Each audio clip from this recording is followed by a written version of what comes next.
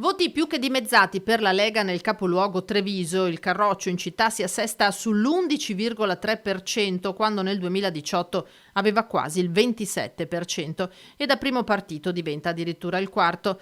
Oggi come allora incombeva la campagna elettorale per il rinnovo del sindaco con Mario Conte, amministratore leghista in rampa di lancio, che si trova a fare i conti con un crollo del suo partito e con l'exploit di un alleato che numeri alla mano in primavera avanzerà senz'altro delle pretese. Le tante persone che incontro ogni giorno hanno voluto come punire un po' la nostra linea, soprattutto a livello nazionale, non tanto sulla stima personale o per quanto riguarda la stima rivolta alla politica del territorio, ma forse è stata proprio una punizione alla politica nazionale che evidentemente non convince più. La prima analisi autocritica deve farla per forza il nostro segretario federale, perché ogni buon leader si mette in discussione dopo un risultato, sia che sia un risultato estremamente positivo, sia nel caso di un risultato negativo.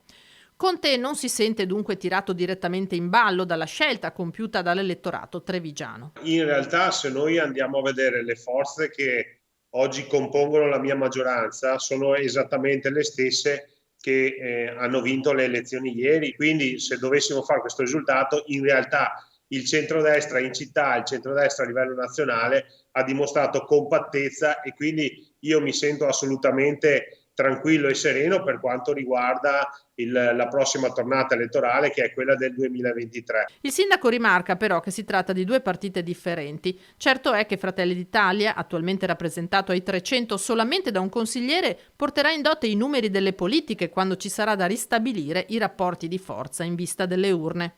Io credo che come in occasione della tornata elettorale del 2018 prima si vince e poi si discute il peso all'interno della coalizione, anche perché oggi le priorità per i cittadini non sono certo le spartizioni in giunta, ma sono il caro bollette, sono i fondi del PNRR. Abbiamo tanti temi concreti sui quali confrontarci, abbiamo tante risposte da dare ai cittadini e sinceramente oggi raccontare ai cittadini che il vice sindaco sarà di un partito piuttosto che di un altro credo che interessi poco. Prima vinciamo, come è stato fatto in occasione appunto delle politiche, e dopo ovviamente chi più prende più avrà, però non è una questione che appassiona tanto i nostri cittadini. E ricordo che in questo momento le esigenze e le priorità per la nostra comunità sono tutt'altre.